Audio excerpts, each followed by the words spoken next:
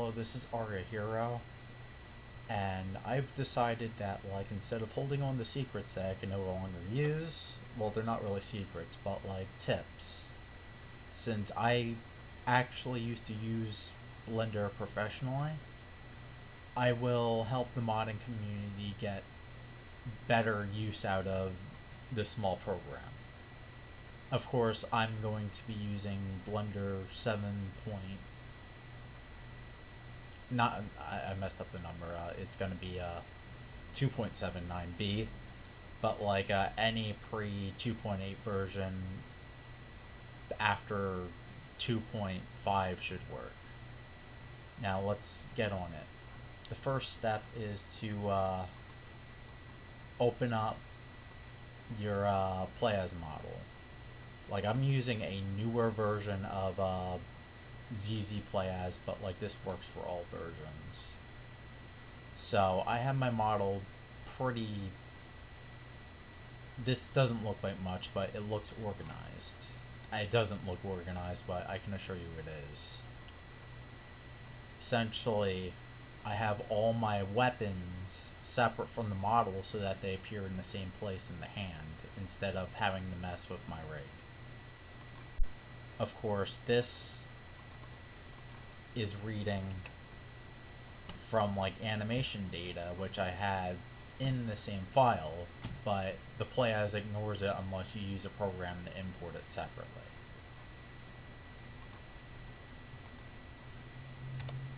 Now, in this mode, you would have trouble seeing the lighting. This is material mode, but we want to go to solid mode, where we can see that the lighting isn't perfect, but on an N64 you wouldn't notice because of color banding issues, which I can show you an example of it running on what's close to hardware. I don't have my N64 hooked up right now, but the Angry Lion gives pretty accurate results. Just keep in mind you probably won't be able to run it at these speeds because my rig is pretty beefy. So ignoring the texture generation textures, we have some pretty good lighting on her face. Nice and smooth, without it being smooth in the wrong places.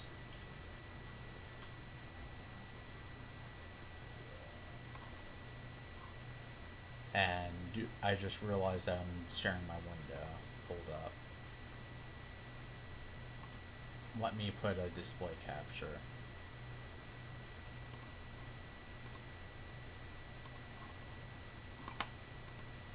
Sorry for the unprofessionalism, but I wasn't a video editor when I was at this company. So if Link's house is good for testing lighting, so if we zoom in, she has pretty good lighting all around due to how the N64 blends it. You can even see like cheekbones, which I kind of faked that by accident, but I left it because it makes the model look a little bit more professional. And yeah, N64 has weird clipping, but we don't need to worry about that. So this is how our lighting should look. We have folds and very specific. We have sharp edges in very specific places, which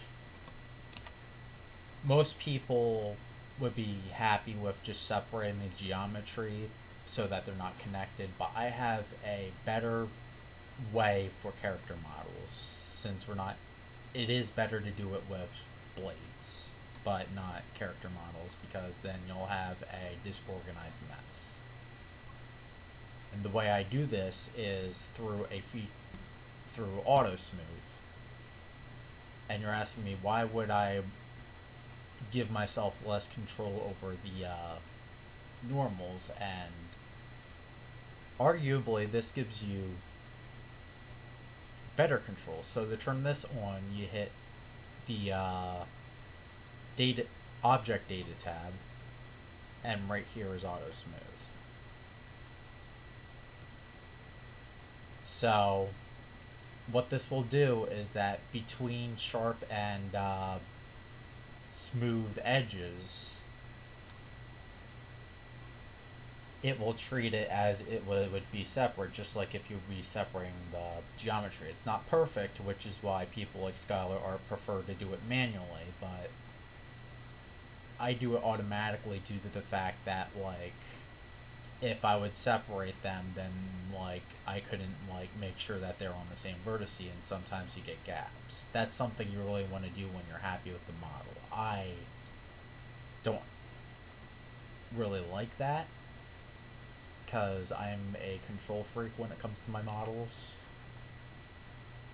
So in order to set that up, you would hit you can either do it in edge, face, or vertex mode, but I choose to use edge just to give you the most control.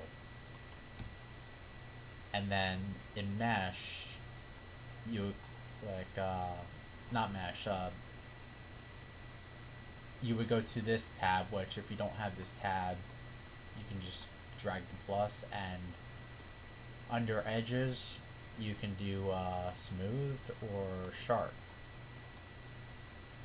And for demonstration purposes, I will unsharp the side of her head. I would actually unsharp it from everything and show you the differences between the normals. So if we just do smooth, it should get rid of everything. So let's go back into solid mode,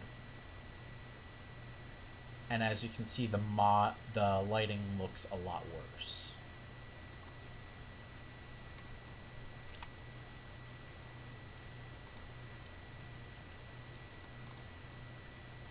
So I'm going to undo that and redo it just to demonstrate that it is affecting the model.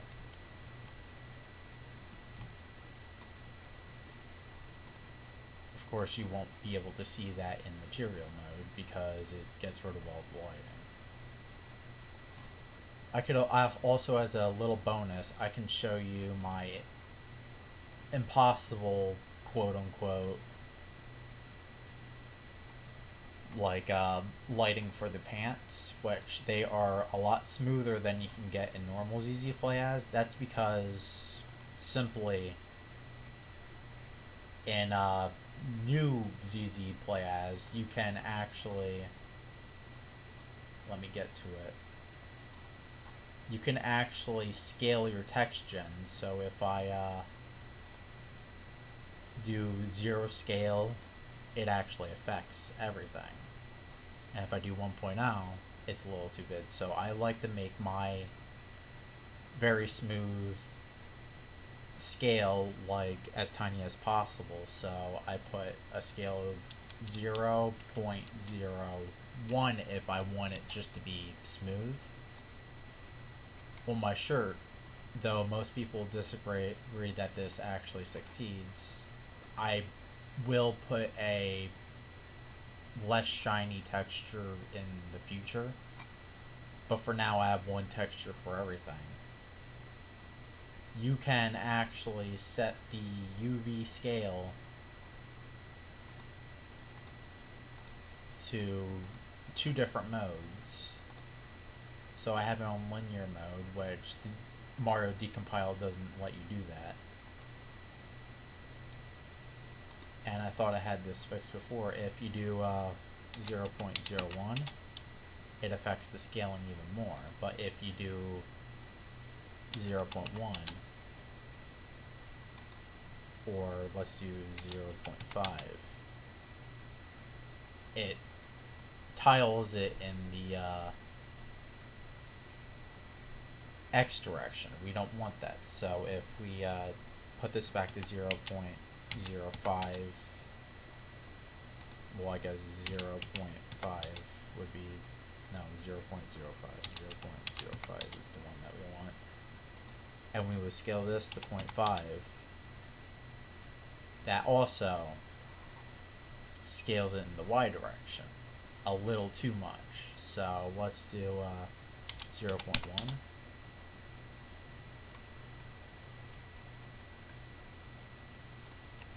you can basically play around with this, but like what it should do is create lines and folds. But basically, what I did for Aria is you can really tell in the Angry Line and even on real hardware is that I basically scaled it so that like it's smooth on her shoulders, but where the folds need to be, they are horizontal, basically. So that way I can simulate wrinkled clothing, which is why there's two different scales on the shirt and the pants. And to further increase that effect, you can mirror the texture in both directions.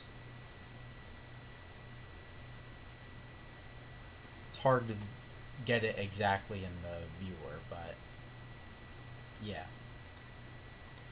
You can even increase the scale on here, and it will show up.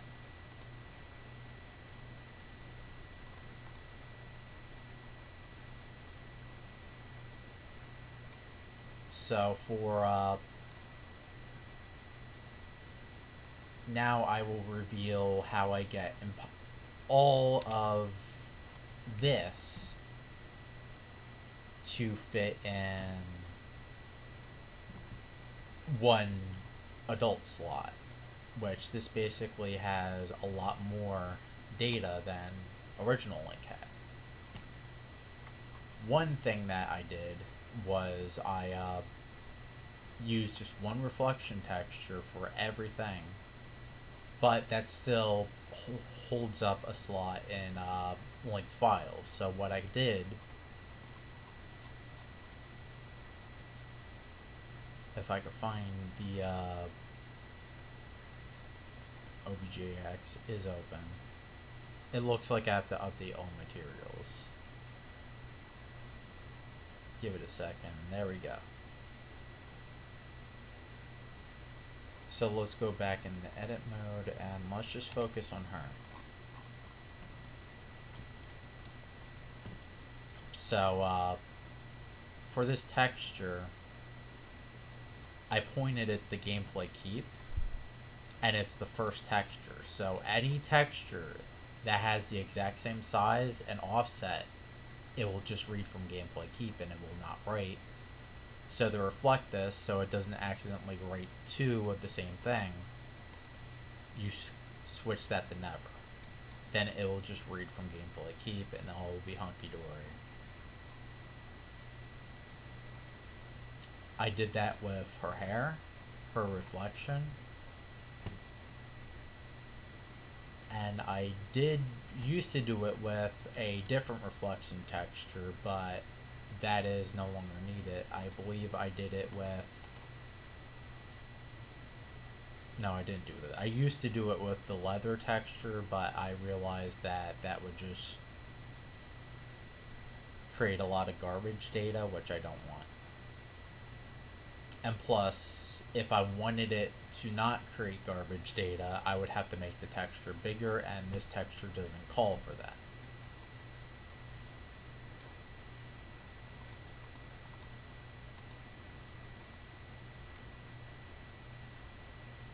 So, another impossible task is how I got this band of color without creating plane fighting. If I go to... Give me a second to unpause it. System... Resume. So, this never gives me plane fighting ever. So...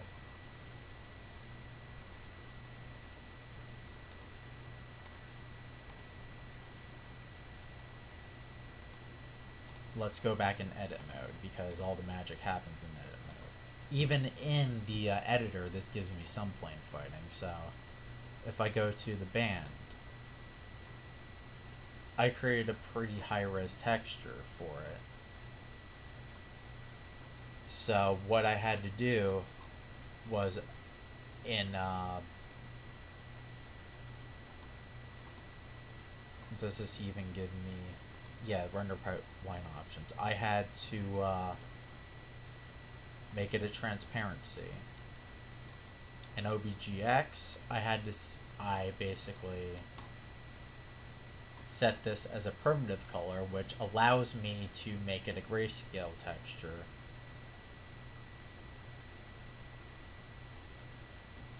And I set this format to an intensity alpha 4 texture. If you don't know the different texture types, there's a CI8, which gives you 56 colors. You have a CI4, which gives you a 16 colors, which is what most textures should do if they want to be high res. RGB 32, which basically gives you a 32-bit color. This gives you a 16-bit color, which holds a lot less space, and you can have it up to a 32 by 32 color texture. The intensity alpha 16, which gives you 256 colors, and that's a little bit too intense for what I'm going with because I want it really high res. I accidentally set environment color.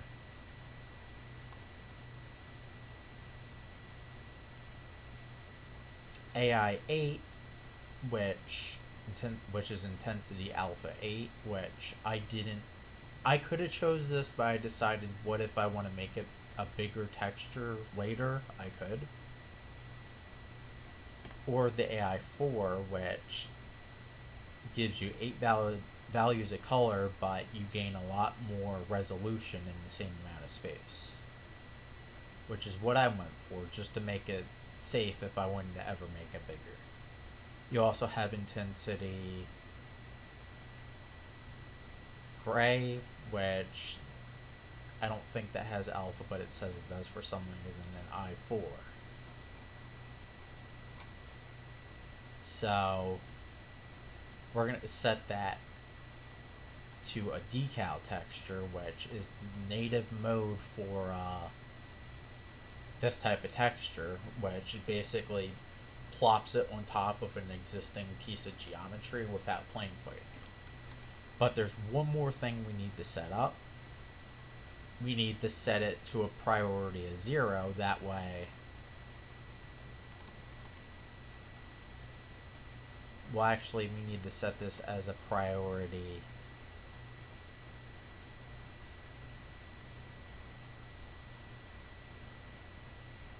1. No, priority -1.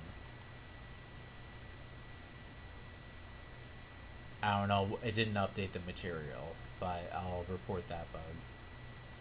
Unless I didn't do it before, I'll double check though. That way, we can keep this a priority 0, and this will be written last, which means it'll be last in the render zone. I mean the render layer.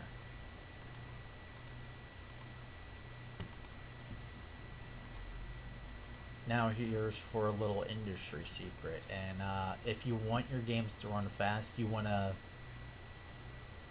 kind of wanna do as much as possible in one draw call. The N64 is different because of a little limitation in FEM, which is basically like your texture cache. Because it's so small and RAM is so slow, you want all your textures and geometry to be executed from the cache, so just because it's faster. Which is why we have these limits. Yes, you can have like insanely big textures from the RAM, but we don't want to store textures in RAM just because of the slow read times. And you'd want to actually do that without breaking the 4 kilobyte limit, which is why we have these limits. It's for speed. Of course, emulators only read from them because every single game did read from them, but it is just something to know.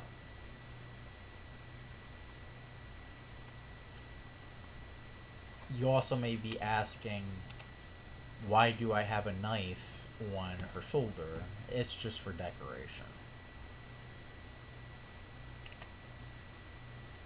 Also, to help with making, just as another thing, sorry I'm so disorganized with this. This is one of my first videos. To help with the fem limitation, you can actually mirror textures in both directions without like using more memory with a special mode. And save geometry, which I did for the hair right here, you can actually not like cull on a side, on both sides, so that like you're only using one polygon.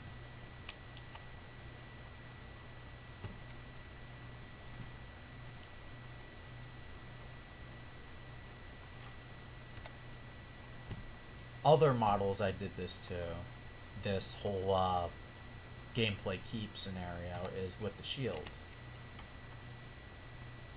This shield actually uses a placeholder texture because you can't really fully do this yet with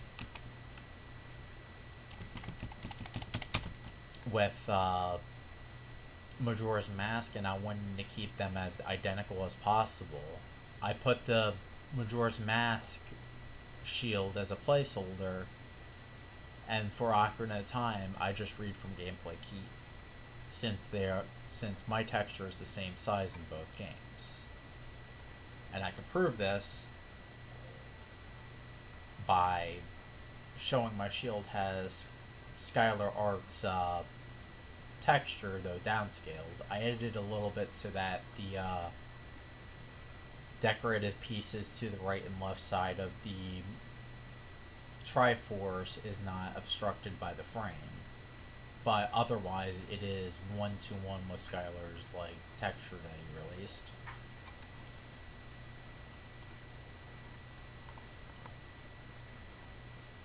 And I can prove that it's gameplay keep just by opening up gameplay keep. This is ZZ Texture View, which is basically a multi-platform version of Texture 64. That's what its goal was. So if I open gameplay keep, I have a lighter version of the default shine texture.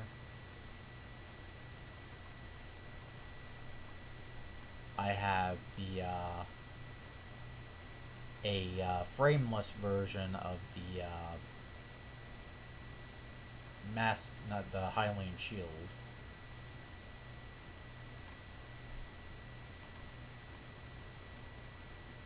I have the hair texture in place of Link's.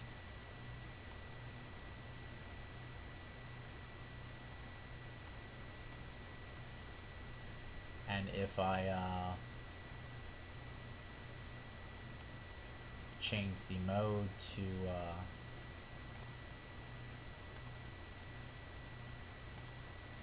something that will read it, the AI4 might do it. I think it's, is it AI8? Is it AI16?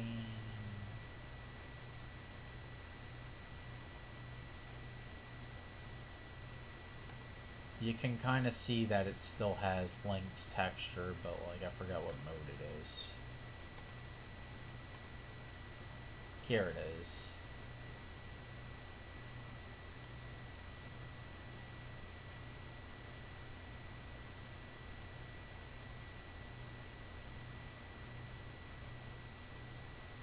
Link's texture is actually mirrored, but it's only half, basically. So it is reading from gameplay keep. Simple stuff, but a lot of this stuff is used for industry as well.